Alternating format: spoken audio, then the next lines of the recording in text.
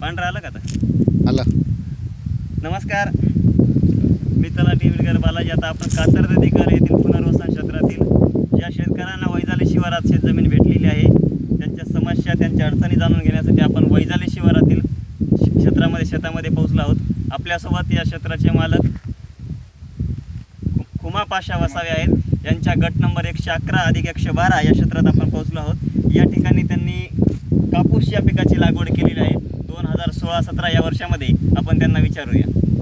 नाव? खुमा पाशा वसावे. खुमा पाशा वसावे माझे नाव.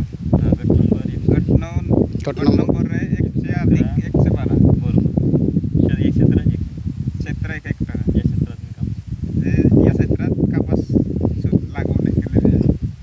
त्यांना कातर्दे दिगर येथे एक पुनर्वसन भूखंड भेटलेला आहे. पण त्यांची शेतजमीन वैजाली शिवारात गट नंबर 111+112 येथे 1 हेक्टर जमीन दिलेली आहे. पण त्यांच्या सातबारावर आजपर्यंत त्यांच्या नावाचा सातबारा तयार झाला नाही. आता आपल्याला यापुढे त्यांच्या नावाचा सातबारा तयार करून घ्यायचा आहे.